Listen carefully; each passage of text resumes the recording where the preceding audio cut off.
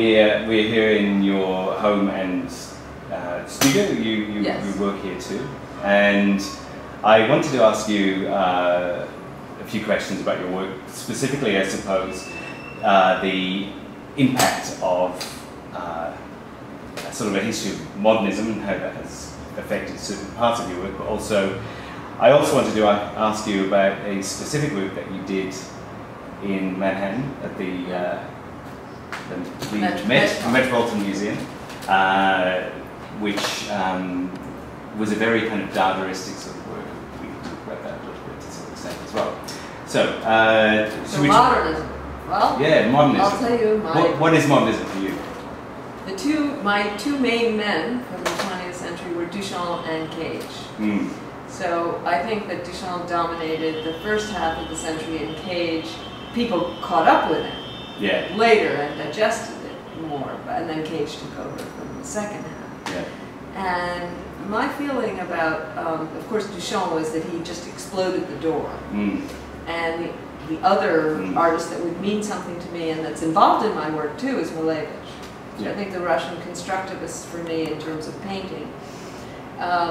Picasso and Matisse, of course, are important, but didn't really move me. And Picasso's boldness and extraordinary creativity affected me in those terms. But the work itself I didn't move from. Mm. Same with Matisse. So I just recently was in Paris and looked at beautiful Matisse's, and I love to look at. I love to look at artwork. And William Anastasi, who I live with, you can't drag him into a museum. He loves music, so I just grew up loving visual work, painting and sculpture. But what really drove me is those figures I mentioned. And I think the difference, Duchamp opened the door, and Malevich reduced images to a very rigorous and on a spiritual level, and that kind of simplicity, and it got me. I do paint as well, and that got me involved in another whole aspect other than what's behind me here, which are these silver works that change. And these come more out of the Duchamp Cage prompt, and even more so Cage prompt. But Duchamp, we'll talk about the fire hose a little later, that certainly came from Dadaism and Duchamp. And so there's two aspects to my work. One would be coming out of Malevich, more formal painting, and the history of painting, more or less. And the other would be this other work that's both Dada and subversive. There's certainly a subversive aspect to my work, and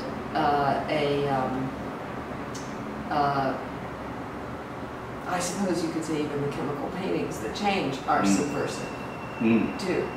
I can certainly see in the paintings that there are those two elements coming together as well, where you have the non-representational aspects of someone like Malevich's work, working with those random elements that you get in Dada. Yes. Yeah. Yeah. Well, so then, to begin with Duchamp, having grown up in Manhattan, I went to MoMA, Museum of Modern Art, from childhood, and at the time, so we're talking about the 60s, when I really began to notice, I would look at, you coming in? You want to go out? I was going to go out. You want to leave? In the middle of the scene? Yeah, but you can go out, or you can go out the bathroom. Hello. Hello. Or I just want to get my wallet. There's a back. So you have to both come in, sorry. Hold. Okay. Can I just get my wallet? Yeah, you're fine. Yes, yeah. Yeah, we're going to get to the end. No, that's good. This is Kit's camera. He was head of 20th century at the Art best position. No, he was at the Kimball, and he's a neighbor now. And no longer in those high positions, quite, but still, you know, doing lots of writing. Yeah, yeah. So anyway, where were we? Wait a minute. Do you want to cut back to, I don't know, you can cut and figure this out. Yeah. But as I mentioned that I had come to the Museum of Modern Art, say, sometime in the 60s, and I saw, mid-60s, I was a teenager, and I saw Duchamp's bicycle wheel. And I thought it was an amazing piece, and not that I understood anything particular about it, except that I loved the idea that it moved and that it was a wheel, and the surrealism that why is a wheel on top of a stool, and so it just shook me up. And then I became fascinated from that point onward. And later I got much more deeply into his work and got the Schwartz book and followed it, know the work in Philadelphia and so on and so on.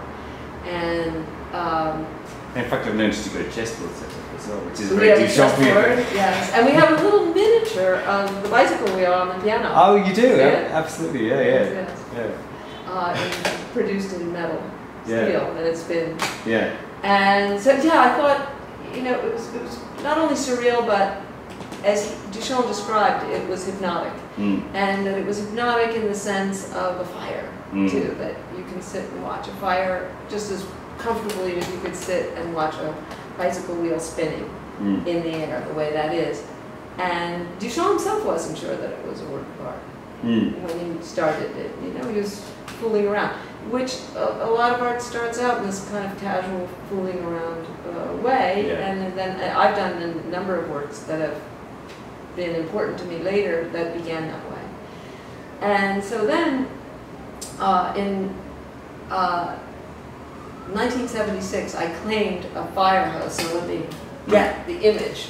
And because I claimed a fire hose at the museum, so I'll take this one as well for the next part of the story. But this is, how is this? Can you see it? This is a postcard that I produced. But the first step of this piece was one day I was in the museum and I happened to see a glass embedded fire hose. And I thought how beautiful it was. And that it was as beautiful as many of the works you see in the galleries. And I also remembered how Brancusi, Duchamp, and were at one of these trade fairs where Duchamp was trying to sell his rotary leaves, which we have a copy of right there. And he couldn't find anybody to buy them, but he offered to Brancusi, he said, tell me, have any of us made this propeller? There was a bronze propeller that was just as a sculpture in the fair. And he said, have any of us made anything as beautiful as that? And they kind of shook their heads because it had this exquisite, of course, utilitarian purpose, but it was designed very beautifully to solve that issue. And I thought the same with the fire hose. So I thought I would claim it as a work of art in that spirit. Which they just appreciated that, but didn't. And then, of course, Duchamp's found objects in ready-mades. The difference, how that distinguishes itself from that, I feel, is that it was already in an art context. And that puts a different spin on it. If it's not the objet trouvé, it's the object embedded in the museum. And I think it also, I mean, later someone wrote about it, that it really, and I thought this as well, that it really exemplifies post, you know, the 60s art after the Second World War, but the idea that really it was the 60s where the art is about the site. It comes off the wall and into the site. Were you questioning the institution? Because it's, I mean, the Met is a major art museum in New York, obviously. It's a monolith authority, really. It's true. So you were questioning that by claiming this is your work. Yeah, and expanding the idea of what could be art. So I put a label. Claim involved putting a label with my name and the date and my nationality, American, and my birth date, 1949, and then the materials, brass paint canvas, and here it is. So this is what I wrote. That's great. You can Actually, see it, that's I don't canvas know in it as well. But there is the text that I wrote, and that was the label, and I had, quote, ripped off the Met with their typeface, so that it looks like a genuine card. But it began with the label, so I put the label up, and they would take it down, and since I lived just across town from the Met, whenever I happened to come to see a show that interested me, I would be armed with a label and put it up, very unaggressively on a stone wall, mind you. Wouldn't even remove paint. And they would take it down. One day, 2 years later, their Tutankhamun show was on, and there were huge lines, and I saw my label was still up, but inside the case, so inside this case, balanced on top. So somebody was subversive and enjoyed it. That emboldened me to make this card, which I did. In 1980, a few years later, the Met purchased the original photograph that was used to make this gorilla card. How many times do you think you'd replace the sign in that? In that 2 year period? Maybe 6 times. Right, Maybe less. I don't know how often I went there. Whatever. And then I published the card, made 1,000, and went to the postcard rack, slipped it in, 20th century amongst my peers, and then took out 2 and bought them. They sold them to me. So that day, they maybe didn't know that it was theirs or not. But certainly, over the period where I supplied them with 600 subsequently, they certainly knew it wasn't theirs because they did their inventory, but they participated. They became complicit. So they sold them. And they were making very minor profits out of them. They were. That's right. I was supplying them for free, and they were making money. And then someone from Saks Fifth Avenue bought the card and had blown it up a la Warhol and colored it in. So larger and colored, and used it in advertising for the 7 floors of the Saks. And a friend of mine pointed it out, and I went over there and saw them, and I asked them for a minor gift certificate to the store because I thought I had ripped the Met off, and now they were me. No copyright. So then, forward 1980, they buy the original photograph with the intention of making their own postcard. Right. This is 1992. And they made this postcard with a much longer text. So this text here, and they sent it to me to make sure that I liked the copy, which is highly unusual. That an artist would get to write their own, so to speak, epitaph. And so it says my name and the material, gel and silver print, and then, meaning they didn't get the idea. By the way, a very important fact. Because they still thought that they acquired only the silver print, whereas what I was saying was that they should be acquiring a sculpture. And that the sculpture was part of the Met. And in fact, not owned by the Met, but partially at least supervised and controlled by the city of New York and the fire department. Not to forget that this is a utilitarian, again, unlike the objet trouvé, it's a utilitarian object that still functions. Should there be a fire, this would be used. And so it says here, in 1976, the conceptual artist Dove Bradshaw claimed, I coined that word, claimed instead of found, a fire hose in the Metropolitan Museum of Art by posting a label next to it that identified it as her work. Next, she had the fire hose photograph, produced postcards of her piece, and quietly placed them inside the museum's door. They sold briskly. The postcard represents the photograph of the fire extinguisher. So that's what they wrote. Still not getting it. So I was persistent. And flash forward from 92, they made 10,000 or thereabouts. They sold out. it was a popular card. People came from all over, apparently, they thought it was amusing, and they would send that along with, I don't know what else they buy there, you know, Malevich. And so then in 2006, I found a Dada collector, actually, who would buy, what I wanted her to buy was an actual label. And to buy it and donate it as a work of art, so that my label, I'm getting that, so that my label would be in the museum, and they would use this to, they would produce their own label. I copied what looks like a label, but they would actually produce a label and put it up and declare it as a work of art. So at first she wanted to buy it, but she wanted to donate, first she wanted to donate the money to the Met, and then bypass the curators. Well, you can't do that. A collector can't buy a work and give it to a museum, or give money to a museum and make them buy a work. You bypass curators. And so I persuaded her. I said, well, you have to take the risk that artists do, which is buy it from me. You won't know it's getting in the Met, but it'll be much more exciting for both of us to see whether once you donate it, will they accept it. That she did. So we waited another 1.5 years for the Met to accept it, which was amazing that they did. We're now talking 37 years later from this very gentle aggression, so to speak, that I was doing. And in this one, it does, you know, it says the same story, but in contrast to the objet trouvé, the fire hose is integrated into the art context.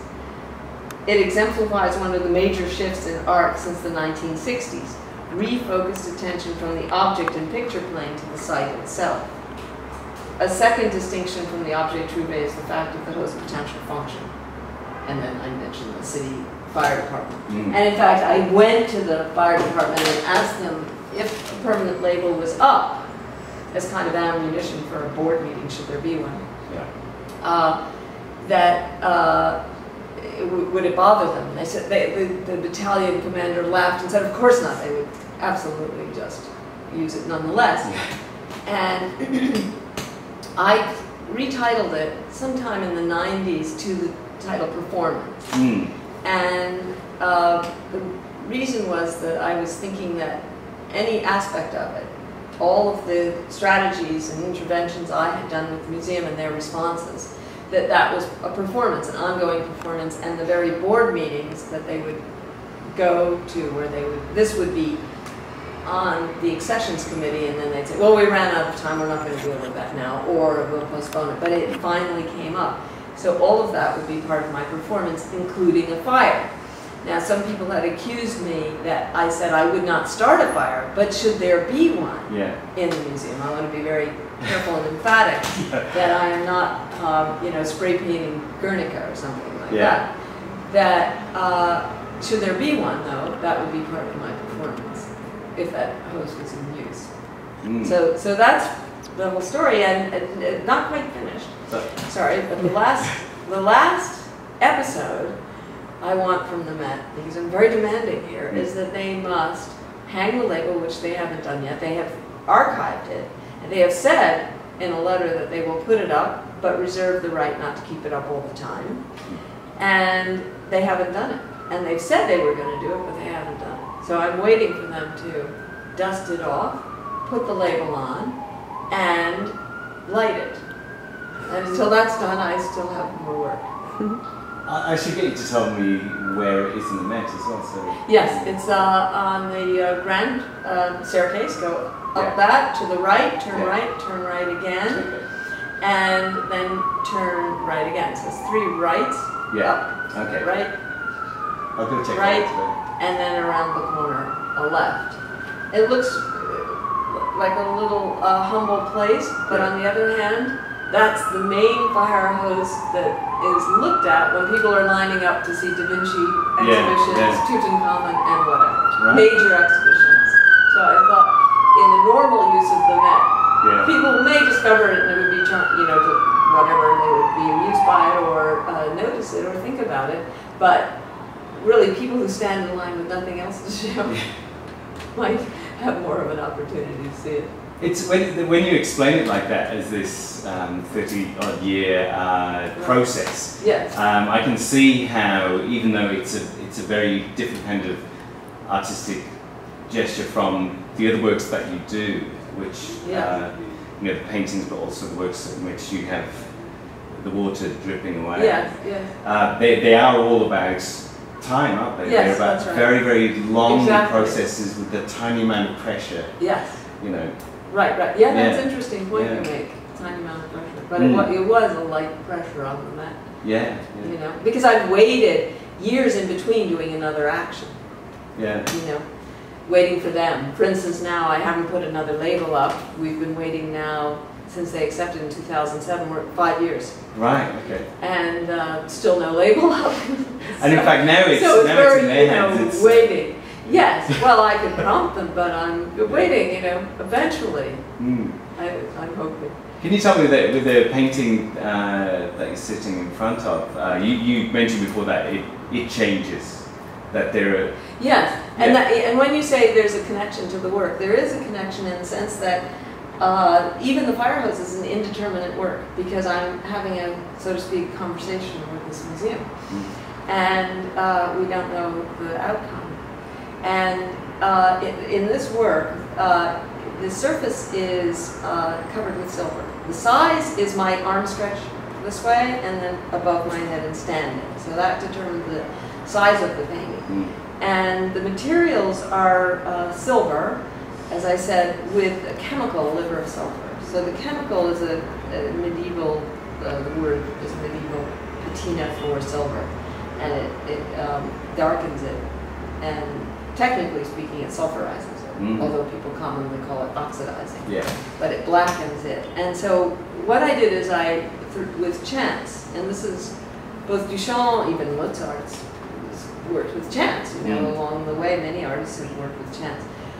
I think Cage, of course, is most known for it, because he devoted, it was a devoted practice, whereas the other people we've mentioned, they did it occasionally.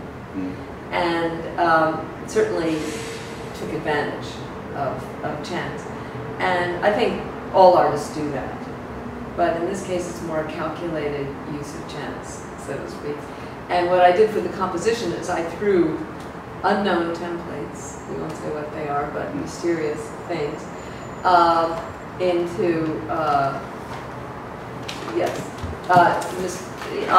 the canvas when it was flat. And then I put the chemical painted the lines on and then removed those templates. And then when it was dry, it was vertical and it could change. So the darker parts, it'll eventually get quite dark here, the background, but I think there'll always be a distinction, as I've seen over the years. There'll be a distinction. And where the chemical is slightly, well, you can't see here, but it's just thicker wherever it's white. So I have other works that are very thick, and this one it's not as thick. And the edge of it gets somewhat slightly solarized, so you can kind of almost compare it in a way to photography. Silver print and chemical, and when you're saying that with silver. Yes, it has and of course silver changes all by itself with light, air, and humidity. So it's an indeterminate work from both nature, and a lot of my work is involved with the effects of nature. Happens, as you know, with outdoor sculptures, that weather, or indoor works where I have actually a water dropper and have, maybe we have one there, I don't know. Yeah, film-wise, but we could. Yeah. That would be, should we? Yeah, we can relocate. Yeah. Unless there's anything else you want to say about. No, but I will, if it's okay, I might also get a bit of footage of the bicycle wheel on the piano. And oh yeah. Yeah, because I think that'd be good to put into. And the yeah. Okay, because then you have it moving. That's great. You need it to spin again? No, that's good. You got that's it? Good. Okay, wasn't that fun? Might as well, you've got film there.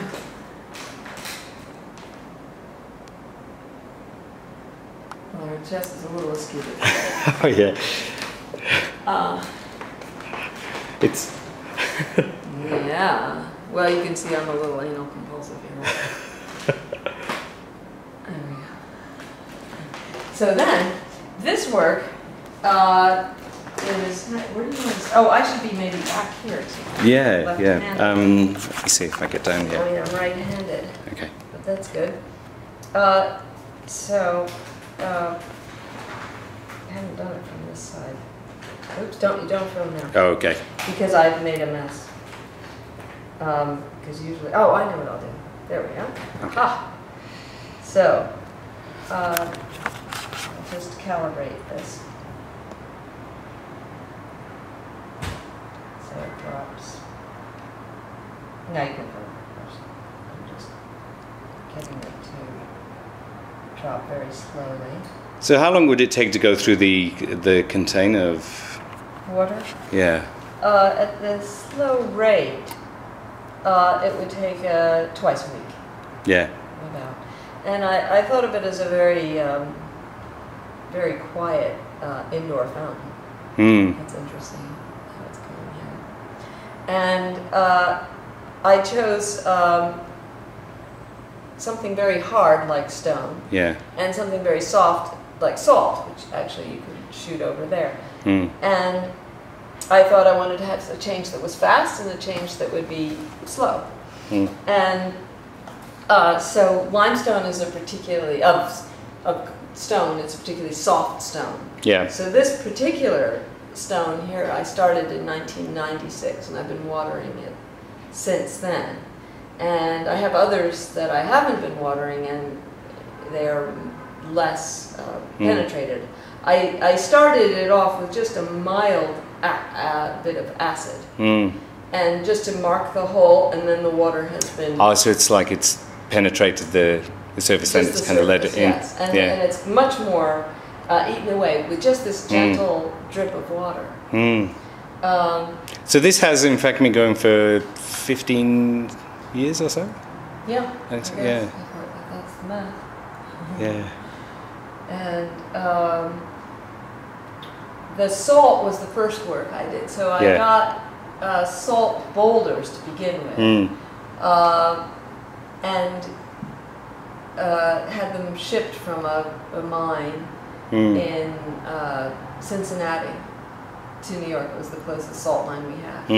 And I didn't see the chunks. They didn't want an artist to go fussing in there, but they just shipped them to me. Yeah. They came straight to this gallery, and I had a teardrop shape because I chose the sphere here because of the cube.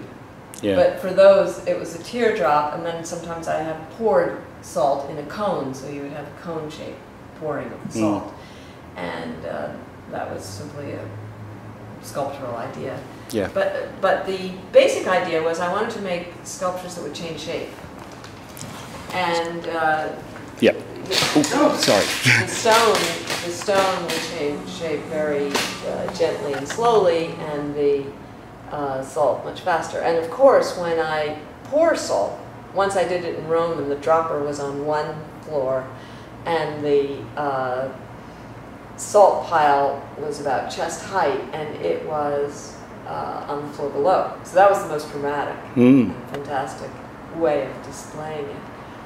Once I was asked in Japan to do it as a performance, salt, and I thought they're very heavy bags when you, or when you have to reach across for such a high pile to make it fall in a perfect cone.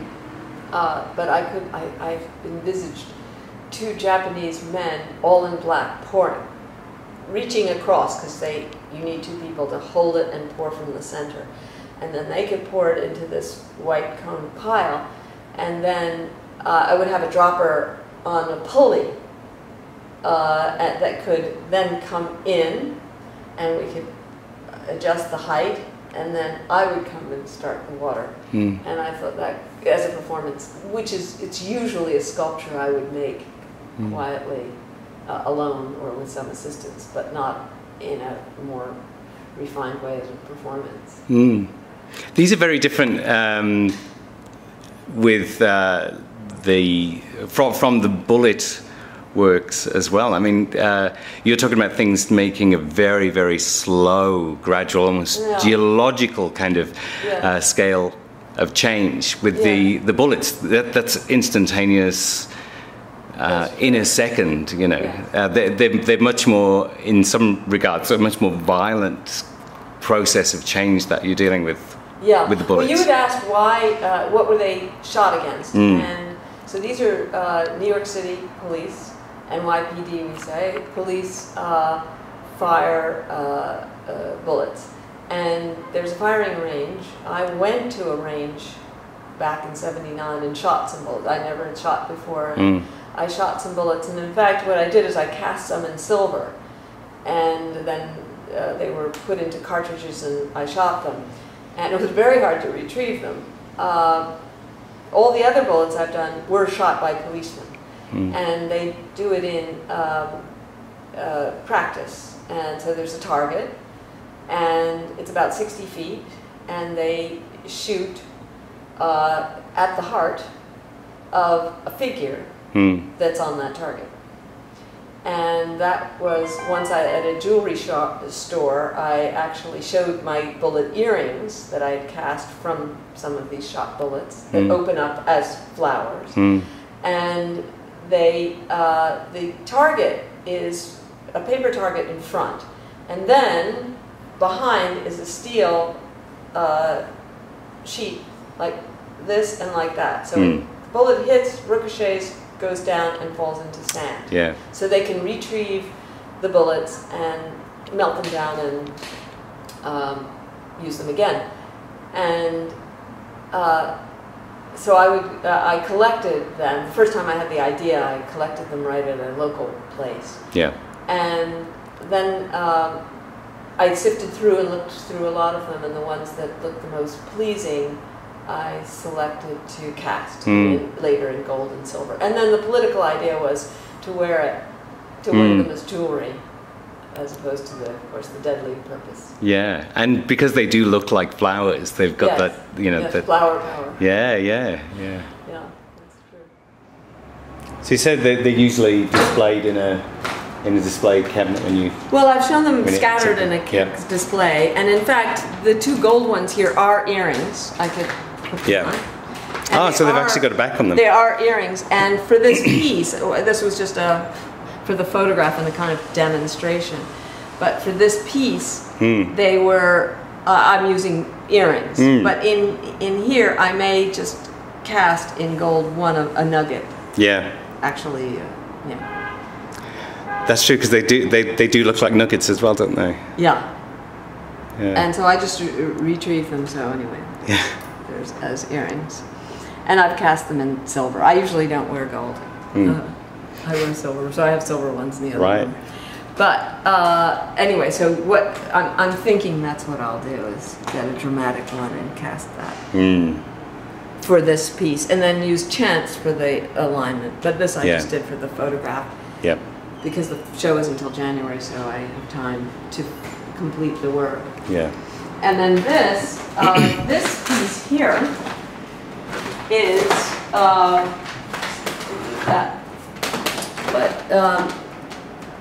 this is the salt boulder from that first show in actually it was 98 by the time I had the show. I had the idea earlier, and a water dropper was, that teardrop shape I was mentioning, was hung from the ceiling, and this one has had water dropping on it for about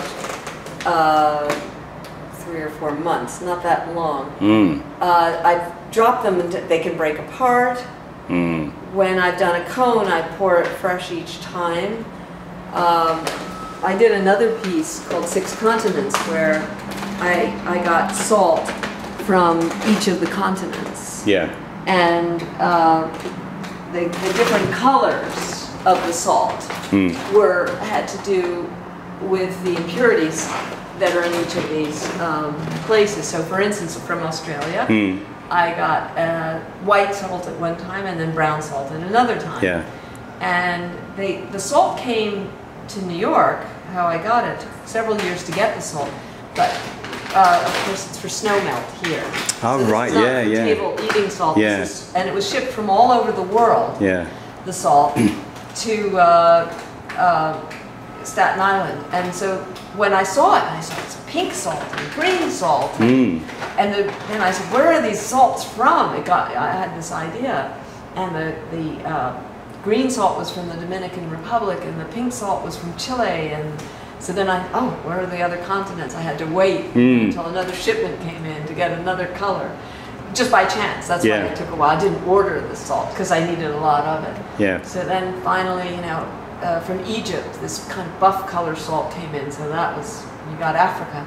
And then I was waiting for Europe, or I mean, I think Europe and Asia are one continent, so it's Eurasia. Yeah, I think it's a slight racism that the Ural Mountains are calling it. Yeah, it's quite arbitrary, isn't it? Yeah. But anyway, so that salt came from Ireland. I got this beautiful salt that was brown in this case, and they had such different properties so that when the water dropped on it, some developed plumes of tiny fractals at the mouth. Others it penetrated straight down to the bottom on a concrete floor and would come out like rivulets at the bottom. Still others had a kind of looked a little like dusting, like Mount Kilimanjaro, a little dusting of white on the green salt. So it just depended. The pink salt from Chile just lumped. No discoloration, just got lumps on it because it would cluster. And I would just pour them in cones. And then Antarctica. I had to get salt from Antarctica. Wow. So I knew that there would be salt wherever there's land. And you managed to do that? Yes. Wow. So for Antarctica, I was being literal, not an artist, just making it up. But I went to the National Science, Artists and Writers. I heard about this actually from a curator. And she said, oh yeah, you could apply for a grant. So I did. I didn't get it. And I went down to Washington afterwards to meet with them, and I said, but you don't understand. I have to have Antarctic salt. And I explained the piece better. I was making it shorter. I didn't, because of the application, I didn't flesh it out enough. I didn't tell them how much I desperately needed it. And I brought additional materials, a book of my work and other things that would convince them how much I needed it. So actually that first year, the scientists very kindly collected salt for me, and then later I did get a grant. And so they did it extracurricular and shipped it by way of San Francisco to New York, and because they would come up in ships. And they didn't want me to be on the ice. It was, again, they don't want artists messing around just to get salt. So I really wanted to go. I was excited that I might go and get it myself. But anyway, I got the Antarctic salt. And then the first time I showed the work, I showed it, here on the East Coast and the West Coast, but then I showed it in Korea. And wherever I showed it, like in Korea, I got local salt for Eurasia. Before you shoot. I have a score for that. So it has an indeterminate aspect, but it has that would make it a real little clear poem what we've done here, in terms of the explanation of the two sides, because we didn't cover that. But this, and it also connects to indeterminacy. Because, or not indeterminacy, but chance. So this you could start with the painting. And then that's the score for it. So the painting that's on the wall there is, as I mentioned, the Malevich influence. It came in the 2003 or much later, at least in that version. And what I did is I have an inner and outer triangle that can hang level with the horizon. So either one can hang level, which means that there are 12 positions for that piece to be in. And I did do a show of 12 of them where each rotation was showed, but I've also done an exhibition where only one has showed. And then I have a program. So this is the program here, and this will show you the 12 possibilities. Yeah. And then I use dice, so there's the use of chance, to determine the order. So this is actually the year 2006. And that year had a nice symmetry to it. It began on a Sunday and ended on a Sunday. So that meant there were 53 Sundays instead of 52. So there were 53 changes that could happen. And so when I threw a die, let's say the dice has, you know, a 2. Then it would have to be in that position. And that's on the first day of the year. January 1st. And then let's say a 7, that would be the next one, and so on. And so the day that Sunday, you would take a look at the work, and if it was in the same position, because sometimes the same number, you'd leave it. If it was a different position, then you take it off the wall, and there are 12 holes on the back that would assist in rehanging it. And that was the program. And this was actually for a collector, because Sundays are at home. If it was a gallery exhibition, then I would score it for the days that the gallery is open, or museum. It's been in both. And actually it was in a museum show with Cage, Anastasia, and myself in Denmark. And for that I did a score, and it was the first time I did it in 2000. Oops, I guess I started these earlier than I said. Obviously, because that was when that show was. And yeah, it was in Denmark in 2000 when I first started making these works. And I'm not doing them now, but I did them for a number of years. And so the show was open for 3 months, but the museum was only open certain days, and they rotated it. And when it's rotated, the lines are crossed out in red. And when it's not rotated, then they're left. And in calling it a score, and you know, particularly with it sitting there on the piano, it's not just, I suppose, you know, it's random, but you're bringing into it then also those elements of randomness that someone like Cage has in his work, where he talks about. You know, and the difference, because I just talked at the Sorbonne about my relationship with Cage, and of course also living with Bill. And our way of using chance is so much more, so much faster. I think we were called artistes plasticiens, and I was thinking plastic artists, but you work with you work directly with materials, whereas a composer works with a pencil. And I mean, some just on the instrument, but in this case, many work with the pencil, and it's very abstract. And John Cage had a laborious, very complex, more in the version of this, although not much more complex than this, where he would submit every aspect of a work to chance. You know, list all the instruments, which ones, and so on, or list with the visual work, all the possibilities of hardnesses and softnesses of pencils, and so on. So there was it was all put into an almost scientific spectrum. I don't know what you want for your student, but you know, that's probably... That is brilliant. That was really good.